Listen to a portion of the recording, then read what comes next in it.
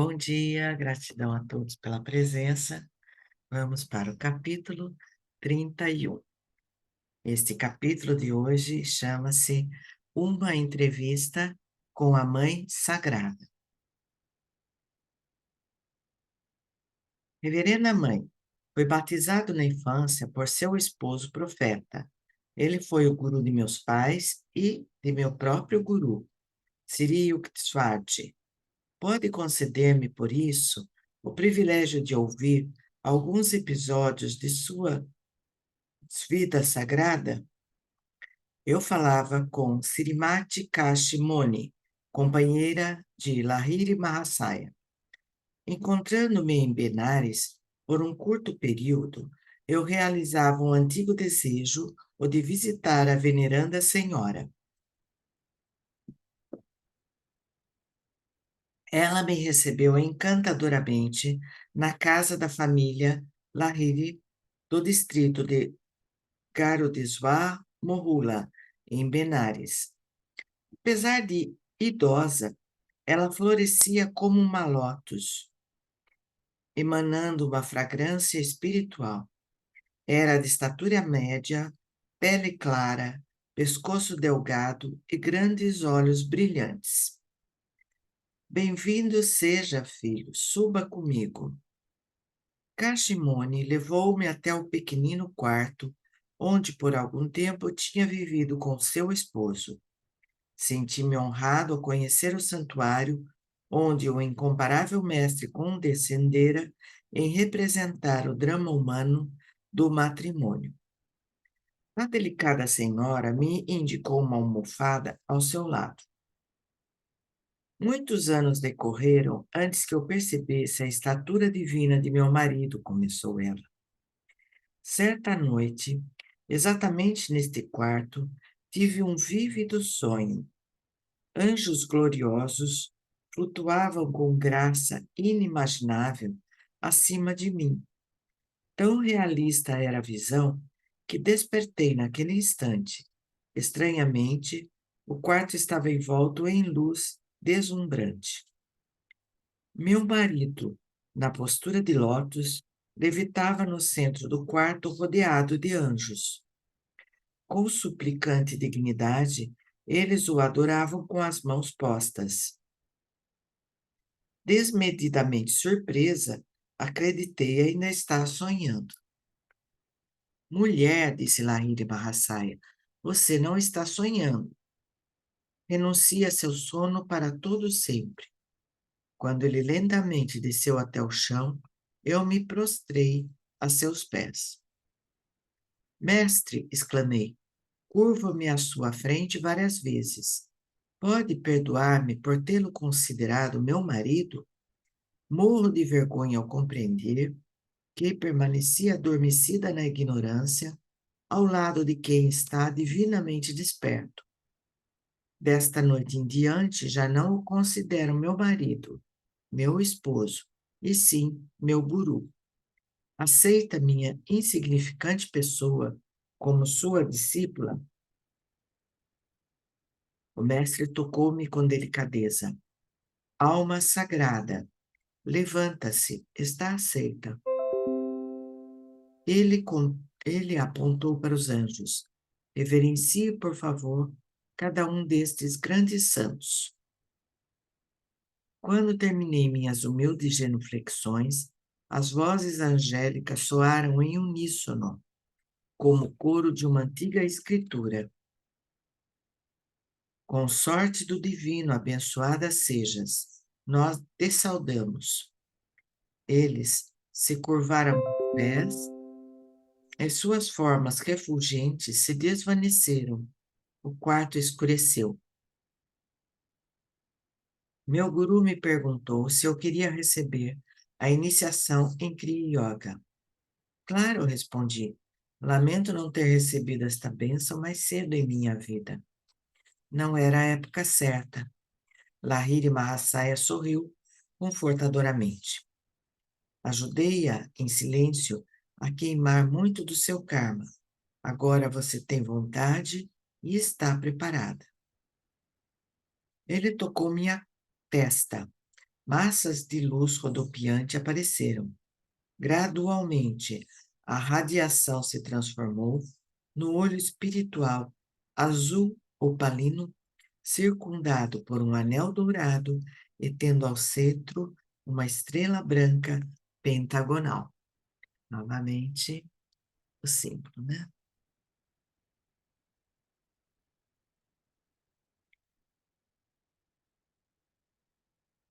Gradualmente, a radiação se transformou no olho espiritual, azul opalino, circundado por um anel dourado e tendo ao centro uma estrela branca pentagonal.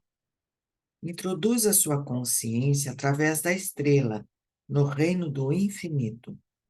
A voz de meu guru vibrava com timbre novo, suave como uma música ao longe. Uma após outra, as visões se desfaziam como espumas oceânicas nas praias de minha alma. Por fim, as esferas panorâmicas fundiram-se no mar de beatitude. Perdi-me em bem-aventurança sempre renovada. Quando horas depois regressei à consciência deste mundo, o mestre ensinou-me a técnica de Kriya Yoga. Daquela noite em diante, Lahiri Mahasaya nunca mais dormiu em meu quarto. Permaneceu na sala da frente, no andar térreo, em companhia de seus discípulos, dia e noite, sem jamais voltar a dormir. A ilustre senhora silenciou. Compreendendo a singularidade de sua relação com o sublime yogi, aventurei-me finalmente a pedir-lhe outras reminiscências. Filho, você é insaciável. Muito bem, vou lhe contar mais uma história. Ela sorriu timidamente. Confessarei um pecado cometido contra meu guru esposo. Alguns meses depois de minha iniciação, comecei a me sentir abandonada e esquecida. Certa manhã, Lahiri Mahasaya entrou neste quarto para buscar um objeto. Rapidamente eu o segui. Dominada pela ilusão, dirigi-lhe críticas severas. Você passa todo o tempo com seus discípulos e suas responsabilidades para com a mulher e filhos. Lamento que não se interesse em dar mais dinheiro à família. O mestre olhou-me por um momento e então desapareceu. Surpresa e amedrontada, ouvi uma voz ressoar vinda de todos os cantos do quarto. Não vê que tudo é nada? Como poderia um nada como eu produzir riquezas para você? Guruji, exclamei, imploro perdão 1 milhão de vezes. Meus olhos pecadores já não o podem ver. Por favor, apareça em sua forma sagrada. Estou aqui. A resposta veio do espaço acima de mim. Olhei para o alto e vi o mestre materializar-se no ar, sua cabeça tocando o teto. Seus olhos eram como chamas ofuscantes. Fora de mim, aterrorizada, arrojei-me soluçante a seus pés, depois que ele silenciosamente desceu ao chão. Mulher, disse-me, procure a riqueza divina. Não ouviu o ouropel da terra. Após adquirir o tesouro interior, descobrirá que as provisões exteriores sempre aparecerão. E acrescentou: um de meus filhos espirituais cuidará de garanti-las para você. As palavras de meu guru, naturalmente, se cumpriram. Um discípulo seu realmente deixou uma soma considerável para a nossa família. Agradeci a Kashimoni por haver partilhado comigo suas extraordinárias experiências. No dia seguinte, voltei à sua casa e desfrutei a várias horas de discussão filosófica com Tinkouri e Dukouri Lahiri.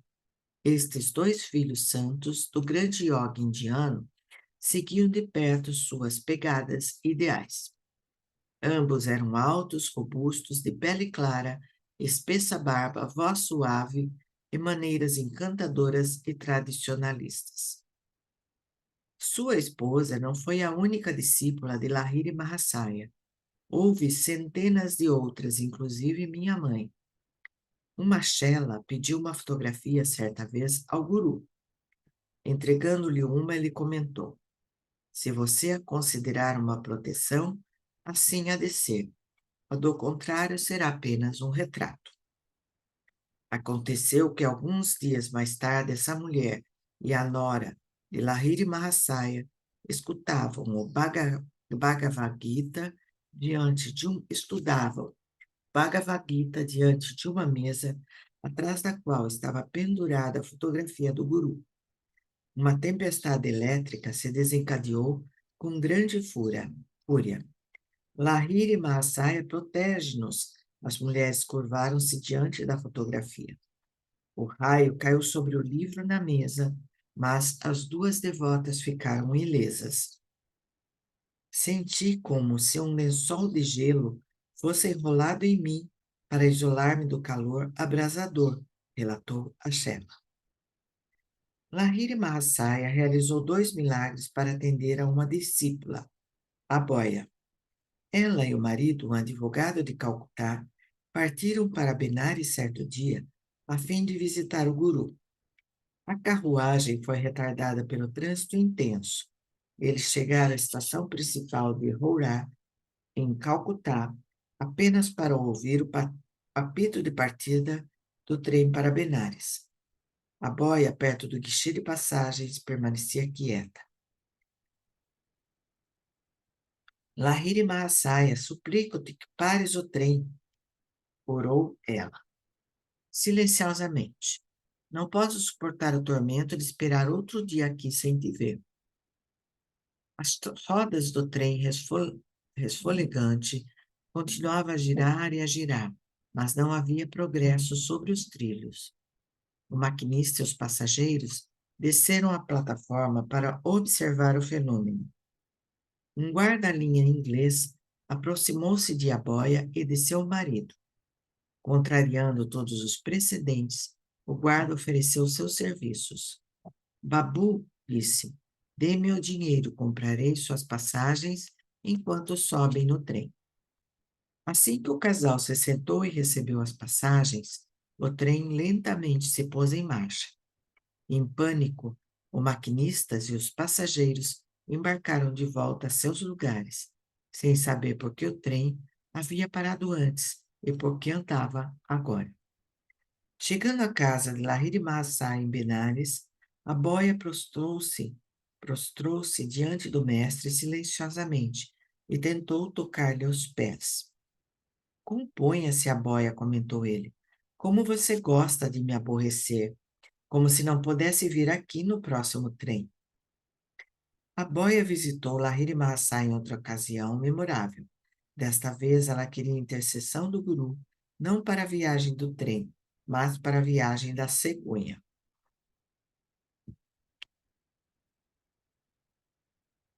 Suplico sua bênção para que meu 9º filho viva, disse.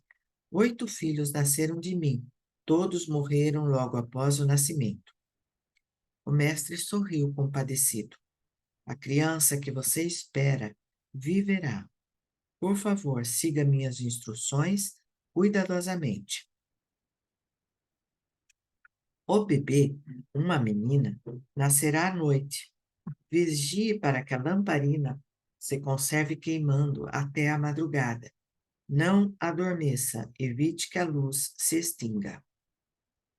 O bebê de Aboia foi uma menina nascida à noite, exatamente como o onisciente Puru previra. A mãe instruiu a enfermeira para que conservasse a lamparina cheia de óleo. As 2 mulheres mantiveram a indispensável vigília até as primeiras horas da madrugada, mas acabaram adormecendo. A lamparina quase se esgotou. A chama bruxuleava debilmente. A porta do quarto se destrancou e abriu-se com um violento estrondo. As mulheres acordaram assustadas. Seus olhos assombrados contemplaram a forma de Lahiri Mahasaya. A boia, veja, a luz está quase apagada. Ele apontou para a lamparina que a enfermeira se apressou a encher de óleo. Assim que a chama brilhou vivamente outra vez, o mestre desapareceu. A porta fechou-se, a tranca prendeu-a sem ajuda visível. A nona filha de Aboia sobreviveu. Em 1935, quando perguntei a seu respeito, soube que ainda vivia. Um dos discípulos de Lahiri Mahasaya, o venerável Kali Kumar Roy, relatou-me muitos detalhes fascinantes de sua vida com o mestre. Fui hóspede frequente de sua casa em Benares, às vezes durante semanas, contou Roy. Observei que muitas figuras santas, Dandi Swamis, Swamis é uma casta, uma ordem de monges que carregam um bastão de bambu, que é eles chamam bastão de Brahma, que seria representando a coluna vertebral do homem, pois despertar dos 7 centros cérebros pinais constitui a verdadeira senda para o infinito. Bom, observei que muitas figuras santas Dandi Swamis chegavam na quietude da noite para sentar-se aos pés do guru. Algumas vezes eles se empenhavam em discussões sobre questões de meditação e de filosofia. Despontando a aurora, os augustos visitantes partiam. Durante minhas visitas, descobri que Lahiri Mahasaya nenhuma vez deitou para dormir. No começo de minha associação com o mestre, tive de enfrentar a oposição de meu patrão, continuou Roy. Ele era um homem saturado de materialismo. Não quero fanáticos entre meu pessoal, dizia com desprezo. Se algum dia encontrar seu guru charlatão, direi umas verdades que ele não esquecerá. Esta ameaça não foi capaz de interromper minha rotina regular. Eu passava quase todas as noites na presença do meu guru. Certa noite, meu patrão me seguiu e irrompeu bruscamente na sala. Sem dúvida, ele tinha intenção de fazer os prometidos comentários. Mas assim que o homem se sentou, Lahiri Mahasaya dirigiu-se ao grupo de aproximadamente 12 discípulos. Gostariam de ver um filme? Quando acenamos afirmativamente, ele nos pediu que escurecêssemos a sala. Sente-se, um atrás do outro em círculo, e coloquem as mãos sobre os olhos do homem à sua frente. Não me surpreendera ao observar que meu patrão também estava seguindo as instruções do mestre, embora a contragosto. Dentro de poucos minutos, Lahiri Mahasaya nos perguntou o que estávamos vendo. Senhor, repliquei, vejo uma formosa mulher. Ela usa um sari com barra vermelha e está de pé junto a uma planta chamada orelha de elefante. Todos os outros discípulos deram a mesma descrição. O mestre voltou-se para meu chefe. Você reconhece essa mulher? Sim. O homem, evidentemente, lutava com emoções novas para a sua natureza. Tenho sido um tolo, gastando dinheiro com ela quando tenho uma boa esposa. Envergonho-me dos motivos que me trouxeram aqui. Pode perdoar-me e receber-me como seu discípulo? Se levar uma vida decente durante 6 meses, eu o aceitarei. O mestre acrescentou. Do contrário, não precisarei dar-lhe a iniciação. Durante 3 meses, meu chefe resistiu à tentação, mas depois reatou sua antiga ligação com a mulher. 2 meses mais tarde, morreu. Deste modo, vim a compreender a velada profecia do meu guru sobre a improbabilidade de dar iniciação àquele homem. Lahiri Mahasaya tinha um amigo famoso, Trailanga Swami, que diziam ter mais de 300 anos de idade. Os dois iogues frequentemente meditavam juntos. O renome de Trailanga é tão difundido que poucos hindus negariam autenticidade a qualquer relato de seus espantosos milagres. Se Cristo voltasse à Terra, e caminhasse pelas ruas de Nova York, exibindo seus poderes divinos, causaria entre as pessoas a mesma reverência que Tailanga provocava décadas atrás ao passar entre a multidão nas ruas de Benares. Ele foi um dos Siddhas, seres aperfeiçoados que cimentaram a Índia contra as erosões do tempo. Em muitas ocasiões, viu seu Swami beber sem efeitos nocivos os venenos mais mortíferos. Milhares de pessoas, inclusive algumas que ainda vivem, viram Tailanga flutuar sobre o Ganges. Durante dias seguidos, ele se sentava em cima da água, ou durante períodos muito longos, escondia-se sob as ondas. Um espetáculo comum no Ghat de Manikarnika era o corpo imóvel do Swami sobre as lajes abrasadoras, inteiramente exposto ao sol impiedoso da Índia. Por meio destes feitos, Trailanga procurou ensinar a todos que a vida humana não precisa depender de oxigênio nem de certas condições e precauções. Estivesse o corpo de grande mestre acima ou abaixo da água, desafiasse ou não seu corpo os inclementes raios solares, ele provava que vivia da consciência divina. A morte não o podia tocar. Este yogi não foi apenas espiritualmente grande, também o era fisicamente. Seu peso ultrapassava as 300 libras, que equivale a um total de 136 quilos, uma libra para cada ano de sua vida. Como raramente se alimentava, o mistério aumentava. O mestre, contudo, facilmente ignora todas as regras comuns de saúde quando assim deseja proceder por alguma razão especial, muitas vezes só dele conhecida.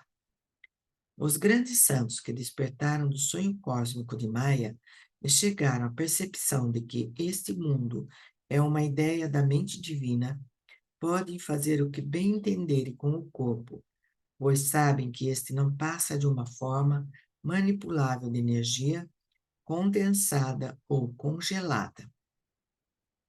Embora hoje os físicos compreendam que a matéria nada mais é do que energia congelada, os mestres iluminados passaram vitoriosamente da teoria à prática no campo do controle da matéria.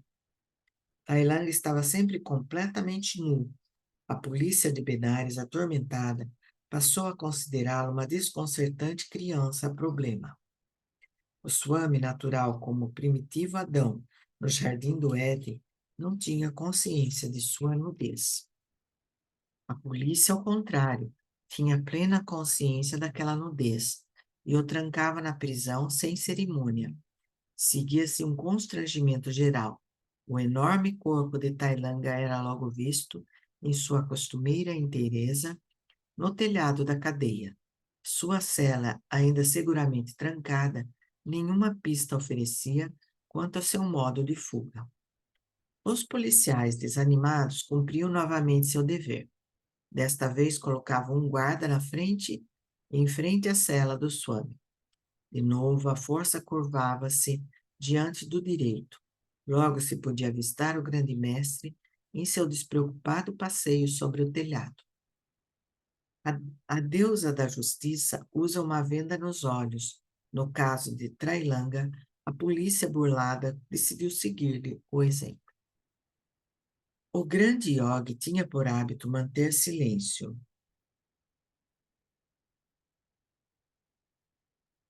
Apesar de seu rosto redondo e da barriga grande como um barril, Trailanga comia apenas ocasionalmente.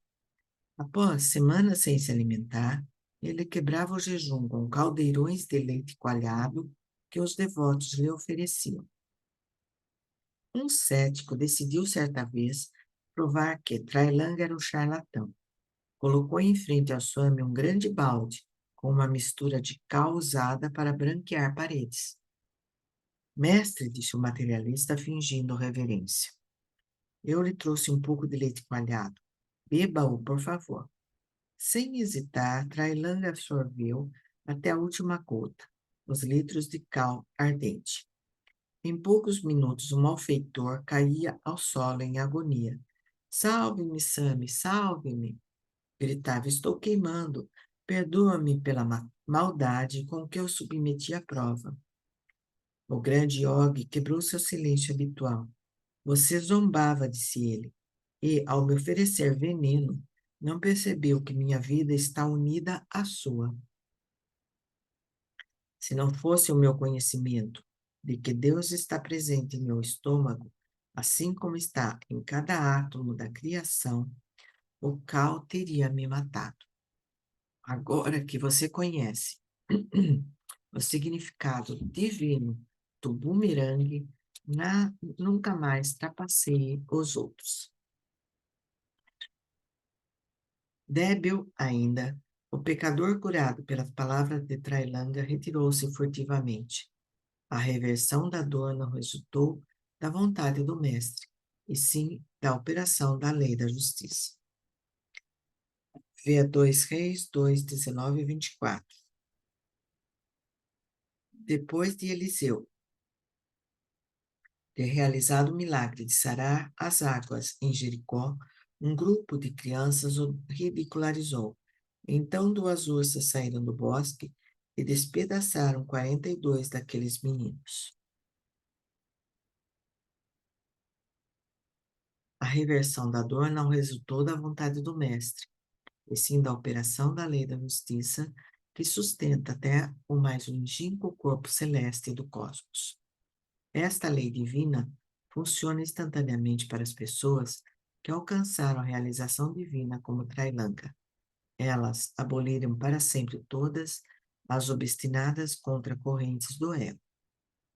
A fé nos ajustes automáticos da justiça, geralmente pagos em moeda inesperada, como no caso de Trailanga e de seu pretenso assassino, abranda nossa precipitada indignação contra a injustiça humana. Minha é a vingança, eu retribuirei, diz o Senhor. Romanos 12, 19. Que necessidade há dos míseros recursos do homem? O universo trama a retribuição pontualmente. As mentes obtusas não acreditam na possibilidade da justiça divina, do amor, da onisciência, da imortalidade. Ridículas suposições das Escrituras. Homens com esta insensibilidade e irreverentes perante o espetáculo cósmico provocam em sua vida uma discordante sucessão de acontecimentos que, por fim, os compelirá a buscar a sabedoria. Referiu-se Jesus à onipotência da lei espiritual por ocasião de sua entrada triunfal em Jerusalém. Enquanto os discípulos e a multidão gritavam de alegria e proclamavam paz no céu e glória nas alturas, certos fariseus queixavam-se do indigno espetáculo. Mestre, protestaram, repreende os seus discípulos. Mas Jesus respondeu que se os seus discípulos fossem silenciados, as próprias pedras clamarão. Lucas 19, 37, 40. Na reprimenda aos fariseus, Cristo salientava que a justiça divina não é uma abstração figurativa e que o homem de paz, mesmo que a língua lhe seja arrancada, encontrará voz e defesa nas pedras fundamentais da criação, a própria ordem universal. Pensais, dizia Jesus, em silenciar os homens de paz? Então esperais sufocar a voz de Deus, cuja glória e onipresença até as pedras cantam? Exigis que os homens não celebrem juntos, em honra, a paz do céu? Aconselhais que se reúnem multidões e expressem sua unidade somente em ocasiões de guerra?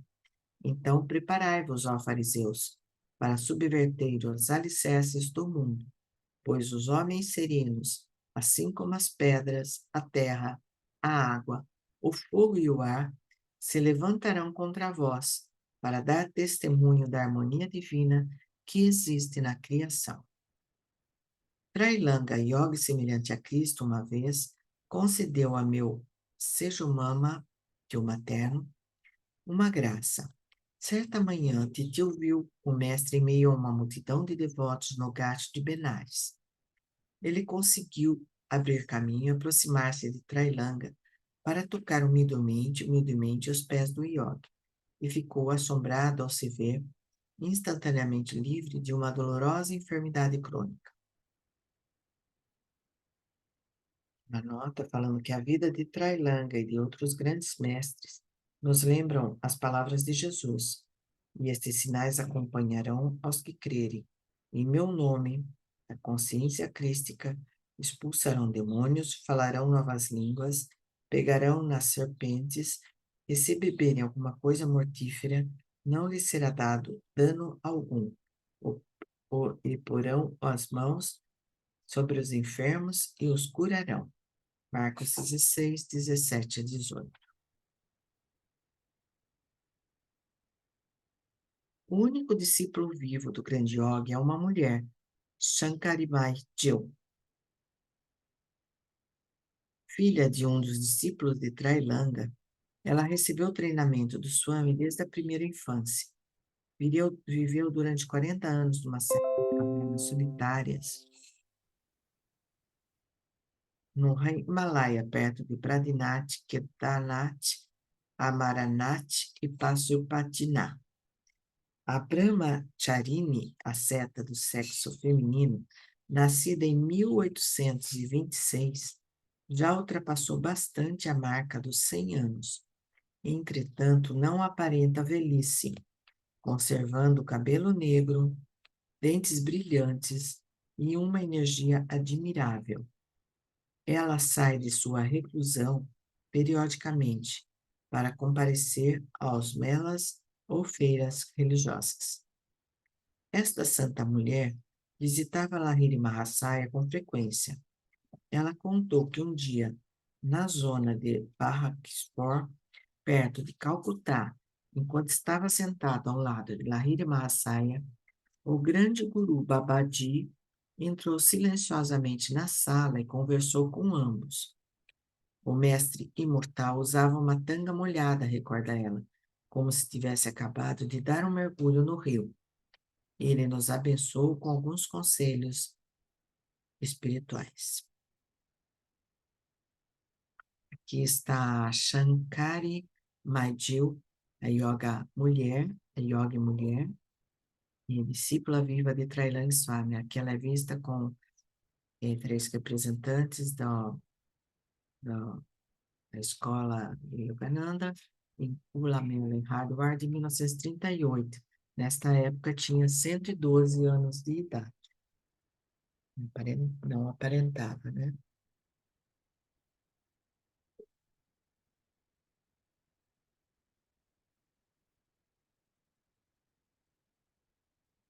Trailândia, em certa ocasião em Benares, abandonou o silêncio costumeiro para render pública homenagem a Lahiri Mahasaya.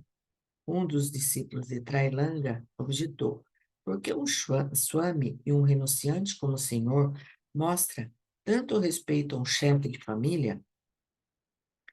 Meu filho, replicou Trailândia, Lahiri Mahasaya é como um gatinho divino que fica onde a mãe cósmica o coloca.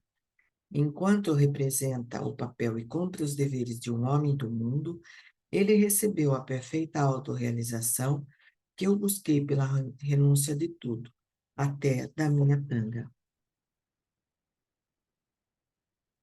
E assim termina o capítulo. E hoje, uma entrevista com a Mãe Sagrada. Quanto representa o papel, cumpre os deveres de um homem do mundo, ele recebeu a perfeita autorrealização que eu busquei pela renúncia de tudo, até de minha tanga. Bom, assim termina esse capítulo sobre vários prodígios, né?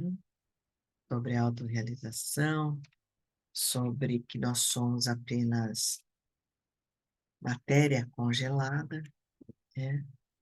E que quem consegue atingir essa grande sabedoria não precisa só ser em renúncia, porque Lahiri Mahasaya, como conta ali, era um chefe de família e tudo, viveu muitos anos e teve 2 filhos, né? Mas no final ele já daí foi reconhecido pela própria mulher, né? Em várias visões. Então é bem interessante, né? Toda, tudo isso. Respira profundamente, buscar relaxar o corpo. Vamos fazer nossa respiração para equilibrar todo o nosso corpo, fechando as narinas. Abre um lado, 2, 3, respirando, 4, segura, 2, 3, 4, solta do outro lado, 2, 3, 4, 5, 6. Do lado que soltou, respira, 2, 3, 4, segura, 2, 3, 4, solta do outro lado, 2, 3, 4, 5, 6. Respira, segura, solta, respira, segura, solta.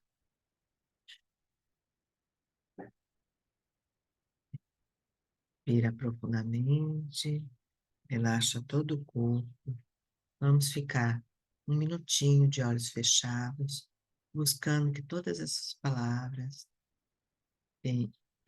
façam sentido em nosso corpo, em nossa alma, em nossa mente. Respira então. Vamos lá.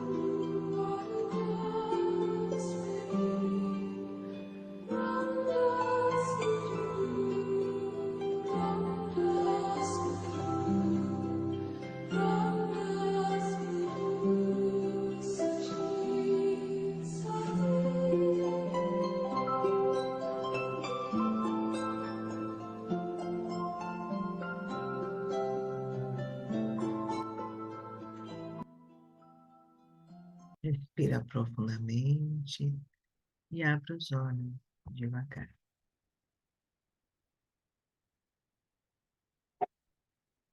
Gratidão pela presença de todos e até amanhã, se Deus quiser.